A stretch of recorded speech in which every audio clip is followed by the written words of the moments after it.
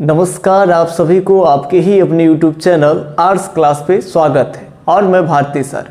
आज हम लोग देखेंगे जो 12th ज्योग्राफी का चैप्टर फर्स्ट मानव भूगोल प्राकृतिक एवं विषय क्षेत्र था, उसको हम लोग 4 वीडियो सीरीज में आपको कंप्लीट करा चुके हैं। अब हम लोग देखेंगे उसी चैप्टर का जो ऑब्जेक्टिव क्वेश्चंस है उसको।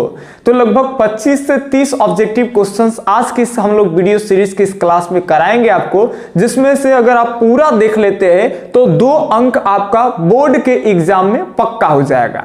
तो आइए हम लोग डायरेक्ट ऑब्जेक्टिव क्वेश्चंस की ओर देखते हैं। चलिए, सबसे पहले प्रश्न है फैब्रे संबंधित है। फैब्रे यानी जब फैब्रे लिखा हुआ शॉर्ट में आप समझिएगा लुसियन फैब्रे। लुसियन फैब्रे कहाँ के थे? फ्रांस के। ठीक है, तो ये नियतिवाद से संबंधित है? तो नहीं, नियतिवाद से संबंधित नहीं, चूंकि जर्मन भूगोल वेता सब नियतिवाद से संबंधित हो जाएंगे और फैब्रे फ्रांस के हैं, तो फैब्रे हो जाएंगे आपका संभववाद में। तो फैब्रे संबंधित है किससे भाई? तो संभववाद वाली विचारधारा से। तो ए का बी ऑप्शन सही हो गया। चलिए आगे, निम्न पुस्तकों में हम्बोल्ट द्वारा लिखित पुस्तक है। हम्बोल्ट की पुस्तक के बारे में आपको बताना है, तो ये ध्यान रखेंगे आप कभी भुतलाएंगे ही नहीं, ये मेरा दावा है। जब भी आपको रहेंगे हम्बोल्ट, ये सब कंफ्यूज करेंगे। हालांकि हम्बोल्ट, रिटर और रैटजेल की अगर बात की जाए तो तीनों के तीनों जर्मन के भूगोल वेता है। तो हम्बोल्ट याद रखेंगे, इनकी जो पुस्तक है इस पुस्तक का नाम है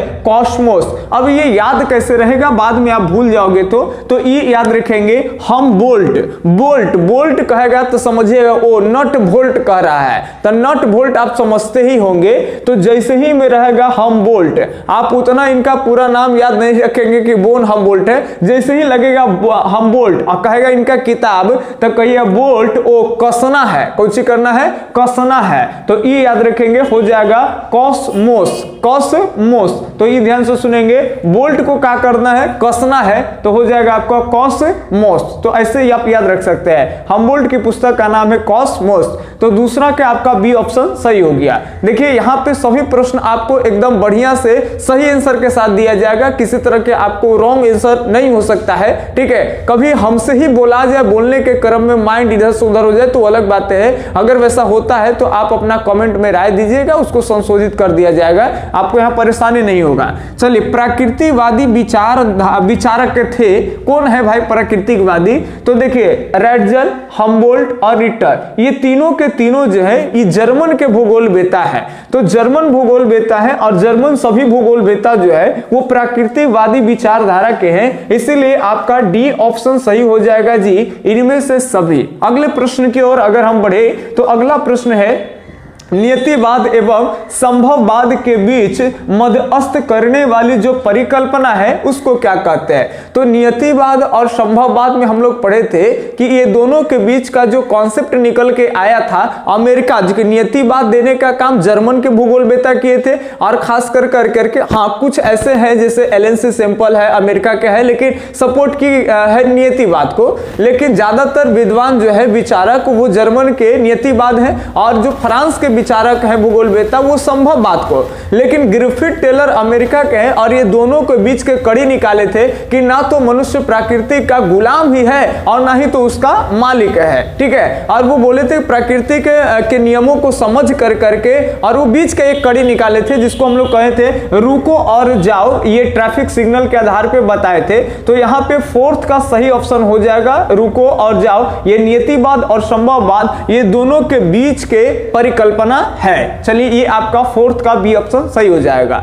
आगे हम लोग प्रश्न पढ़े तो 5वें नंबर प्रश्न है, 1990 का दशक भूगोल के किस उपागम के लिए जाना जाता है? तो ये आपको पिछले वीडियो सीरीज में 4th वीडियो सीरीज में पढ़ाए गए थे कि उत्तर आधुनिकवाद के लिए ये जाना जाता है। याद रखेंगे 1990 का जो दशक है ये भूगोल का उपागम, याद रखेंगे किस उपागम जानते हैं? तो उत्तर आधुनिकवाद का ये उपागम कहलाता है। अब इसको समझाए थे हम आपको कि जहां डेवलपमेंट होगा वहां पर जनरली डेवलपमेंट नहीं करना है, पहले चुनेंगे कि कौन से चीजों की जरूरत यहां है। अलग अलग क्षेत्र की अलग अलग आवश्यकता होती है, तो किस क्षेत्र में ज्यादा सरकार इन्वेस्ट करेगी तो वहां के लोगों को ज्यादा बेनिफिट होगा। इस आधार पर हम लोग इसमें चर्चा किए थे। आप जब नहीं देखें तो पिछले चारों वीडियो सीरीज को देखें, तब आपका एक कॉन्सेप्ट डेवलप होगा। आगे एकदम इजी सा सवाल है, इस तरह का प्रश्न आएंगे तो आप तुरंत बना पाइएगा। ये प्रश्न है, मानव भूगोल का जनक किसे कहा जाता है? स्ट्रैबो को, टॉलमी को, हैकेल को या रैटजेल को? तो मानव भूगोल के जो जनक है, ह्यूमन ज्योग्राफी के जो पिता है, वो कौन कहे जाते हैं? तो आपको फर्स्ट वीडियो सीरीज में ही पढ़ा दिया गया था, रैटजेल को। तो मानव भूगोल के पिता कौन हो जाएंगे? रैटजेल हो जाएंगे। ये 6 क्वेश्चन। चलिए हम अब 7वें क्वेश्चन की ओर बढ़े। तब तक के लिए आप लिखना चाहते हो, स्क्रीनशॉट लेना चाहते हो तो ले सकते हो।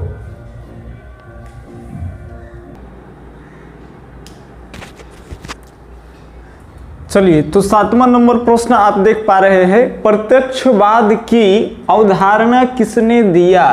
ऑप्शन 1 है इमाइल दुर्खाइम, दूसरा है अगस्त कामटे, तीसरा है हम्बोल्ट और चौथा है मैक्स वेबर। अब बताइए आप कमेंट करके कि कमेंट बॉक्स में कि इसका सही उत्तर क्या होगा। ठीक है, चलिए अगर नहीं पता तो ये आप ध्यान रखिएगा कि प्रत्यक्षवाद जो है, इस प्रत्यक्षवाद की अवधारणा अगस्त कामटे ने दिए है। जिन बच्चों का आर्ट्स में सोशियोलॉजी भी होगा ज्योग्राफी के साथ, तो वो अगस्त कामटे से रूबरू होंगे, इनके बारे में जानते हैं कि प्रत्यक्षवाद की अवधारणा सबसे पहले अगस्त कामटे ने ही दिए। ये कहे कि किसी भी भौगोलिक चीजों के बारे में जानना है, इनका बहुत लंबा चौड़ा है। हालांकि सिंपल वे में बता दें कि अगर ब्रह्मांड इस सब के बारे में पढ़ना है, जानना है, तो पुराने जो ब्राह्मणी जो व्यवस्था है, ये कोई भी धर्म के अलग अलग धर्म में अलग अलग बातें कहते हैं, तो धर्म की बातों को छोड़ दिया जाए और फाइनली वैज्ञानिक तरीके से उसकी पुष्टि कर करके, और इसी तरह से बातें हैं। ज्यादा बोलेंगे तो वीडियो लंबा हो जाएगा। बस आप ये समझिए कि प्रत्यक्षवाद का जो संबंध है वो किससे है? तो अगस्त कामटे से। संभववाद की अवधारणा में किस घटक को महत्वपूर्ण माना गया है? जब बात संभववाद की आता है तो बताइए कौन से घटक महत्वपूर्ण हो जाएगा? मानवीय या प्राकृतिक या फिर ए और बी दोनों हो जाएंगे? ये इनमें से कोई नहीं। आपको फटाफट से बताना है, बड़ा ही क्वेश्चन समझने वाला है। तो आपको पढ़ाया गया था कि जब भी संभववाद की बात आती है तो मानव सर्वश्रेष्ठ है, यानी इसमें सही उत्तर जो हो जाएगा आपका ये हो गया मानवीय घटक। मानव ही अपने आप को श्रेष्ठ समझता है। ठीक है, चलिए अगला प्रश्न है, स्थानिक संगठन भौगोलिक अध्ययन का उपागम रहा है। तो स्थानिक संगठन भौगोलिक अध्ययन का जो उपागम है, आपको पिछले एनसीईआरटी के जो एक बॉक्स बना कर करके दिया गया था, वहां से हम आपको कुछ बातें को समझाए थे। ठीक है, तो ये याद रखेंगे 1950 के दशक के अंत से 1960 के दशक के अंत तक ये जो समय काल है, याद रखेंगे इसी समय काल से ये संबंधित है। स्थानिक संगठन भौगोलिक, जिसमें आपको पढ़ना था कि मात्रात्मक क्रांति आई थी, जिसको काफी सारे भूगोलवेत्ता एक्सेप्ट नहीं किए हैं। हम यहाँ आपको समझा नहीं रहे, समझाएंगे तब समझ में आएगा। हम केवल रिवीजन ले रहे हैं, जो बच्चे पहले से पढ़ चुके हैं वही समझ पाएंगे। बाकी लोग के लिए ये आपका सही टिक मारिए और याद कर लीजिए, अब ज्यादा टाइम नहीं है। आगे याद रखेंगे, इनमें से कौन सामाजिक भूगोल की उप शाखा है? आपको बताइए उप शाखा को चूज करना है। हमने याद रखेंगे सामाजिक भूगोल, आर्थिक भूगोल, राजनीतिक भूगोल के उप शाखा की भी चर्चा किए हैं। तो जब समाज की बात आता है तो चलिए हम ध्यान से सुन ले। पहले बी ऑप्शन है सैन्य भूगोल। सैन्य भूगोल किस में आ जाएगा? तो निर्वाचन वाला में आ जाएगा, यानी राजनीतिक वाला में आ जाएगा। ये राजनीतिक भूगोल का हिस्सा है। संसाधन बेनिफिट होता है, आर्थिक भूगोल हो जाएगा। और चिकित्सा, ये चिकित्सा इलाज जितना भी आ जाएगा, इससे समाज का कल्याण होगा। ठीक है, हॉस्पिटल वगैरह खुलेंगे इन सभी चीजों पे, तो ये चिकित्सा जो हो जाएगा वो सामाजिक भूगोल के उप शाखा हो जाएगी। तो ये 10 नंबर प्रश्न रहा, आप इसको स्क्रीनशॉट ले सकते हैं। इसके बाद हम लोग 11 नंबर प्रश्न से बढ़े।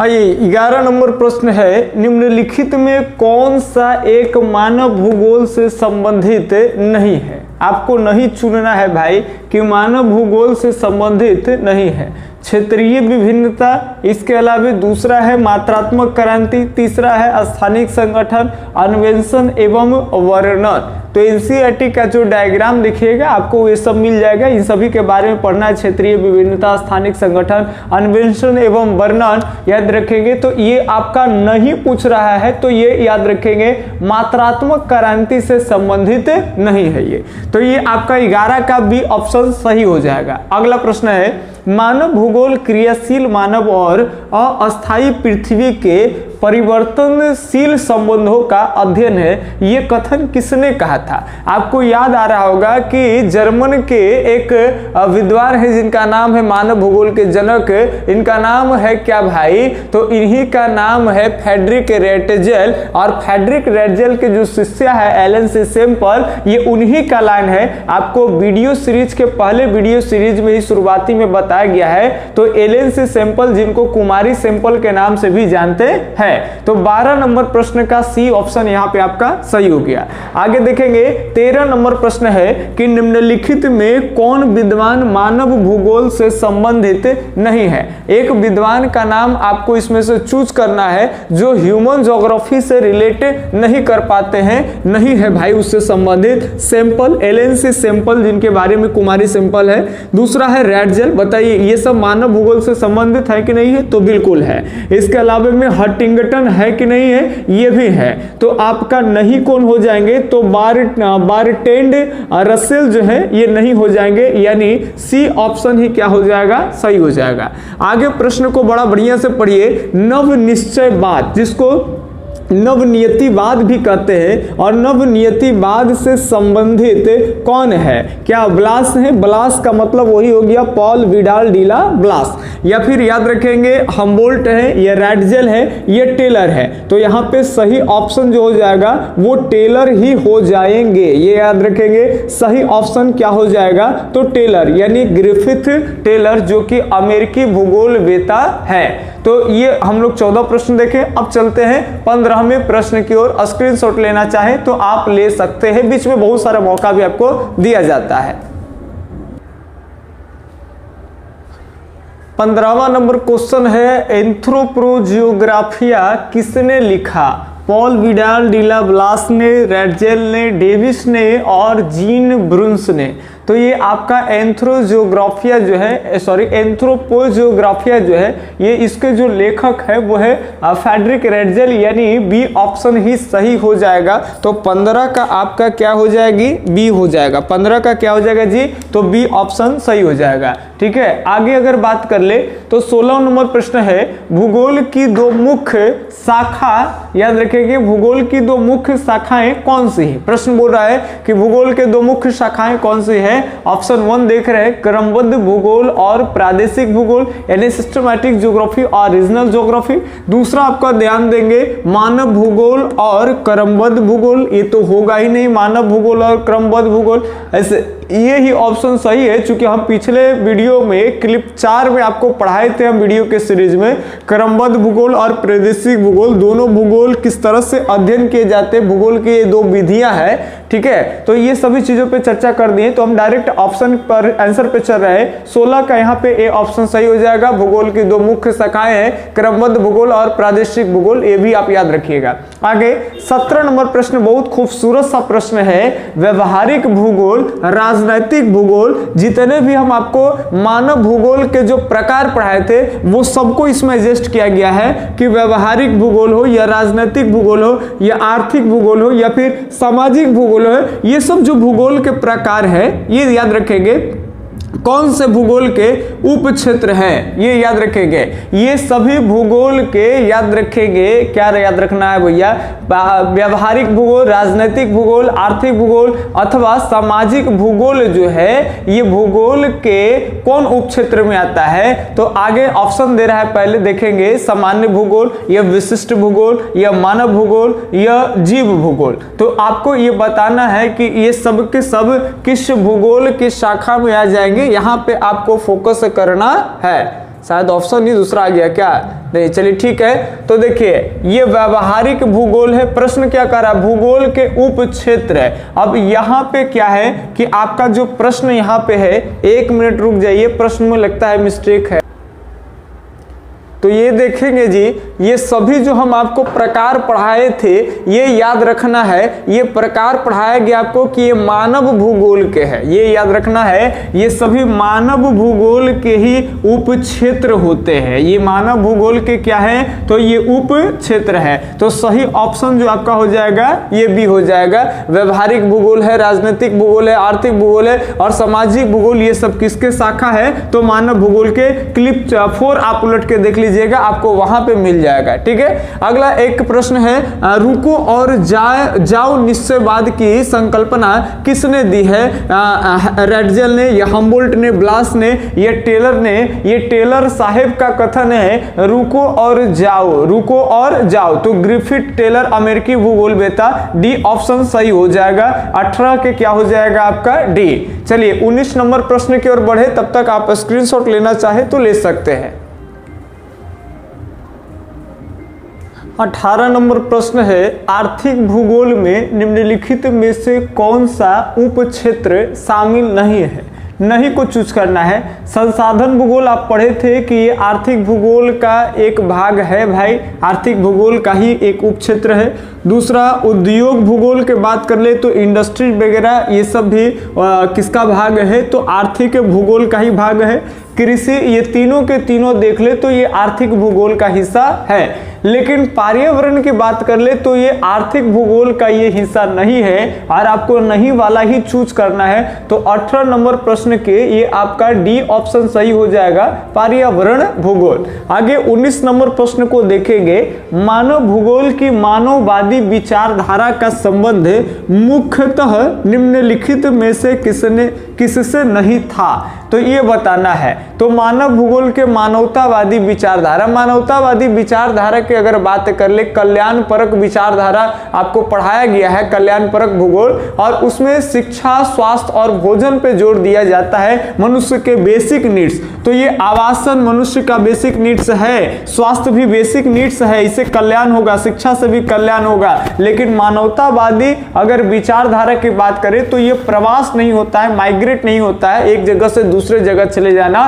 तो ये 19 नंबर प्रश्न का बी ऑप्शन यहाँ पे सही हो जाएगा। आगे 20 नंबर प्रश्न है, निम्न में से कौन सा कथन मानव का प्राकृतिकरण? ध्यान से सुनेंगे, बड़ा बड़ा ऑप्शन आपको मिलेगा तो कंफ्यूजन डालेगा। निम्नलिखित में से कौन सा कथन मानव का, आप यहां पहले समझिए कि प्राकृतिकरण कर रहा है। मानव का प्राकृतिकरण कहने का मतलब आपके सेंस समझिएगा जी यहाँ पे कि मनुष्य को प्राकृतिक अपने अनुसार क्या कर रहा था, ढालने पर मजबूर कर रहा था, और मनुष्य ढल भी जा रहा है, यही ना निश्चयवाद की अवधारणा है। तो ये ढल रहा है, आखिर क्यों? तो ये बहुत सारा रीजन आएगा। अब ये कह रहा है कि इससे संबंधित नहीं है। तो पहला ऑप्शन पढ़िए, मानव प्राकृतिक का सुनता था, ये तो सही है भाई कि मानव का प्राकृतिकरण के मतलब प्रकृति के अकॉर्डिंग मनुष्य अपने आप को ढालता था। तब बताइए प्रकृति के मानव सुनेगा तब ना अपने आप को ढालेगा, तो ये भी ऑप्शन सही है। दूसरे ऑप्शन की बात कर ले तो मानव के सामाजिक विकास की अवस्थाएं आदिम थी, चलिए ये भी बात सही है कि मनुष्य के जो सामाजिक स्थितियां थी, व्यवस्थाएं थी, ये सब डेवलपमेंट जो था वो शुरुआती दौर में वो बहुत, उनकी जो व्यवस्था है वो बहुत पुरानी रही है, आदिम रही है, तकनीक और आविष्कार की कमी रही थी। तो ये भी आपका बी ऑप्शन भी जो है वो प्राकृतिकरण पे सही जाता है। अगले याद रखेंगे, आगे प्रश्न ये डी ऑप्शन है, तकनीक ज्ञान का स्तर निम्न था, यानी ये भी सही है कि टेक्नोलॉजी की जो इनको जानकारी था वो बहुत कम था, न के बराबर था, इसीलिए कहते निम्न है। तो आपका ये सभी प्रश्न सही है। और सी प्रश्न को पढ़ेंगे, सी ऑप्शन को पढ़ेंगे, मानवीय क्रियाएं अभाव से स्वतंत्रता की ओर अग्रसर थे। तो यही प्रश्न आपका गलत हो जाएगा, यानी 20 का सी ऑप्शन सही हो जाएगा। यदि रखेंगे 20 का इस तरह का प्रश्न रहे तो ये सी ऑप्शन जो है वो सही होगा।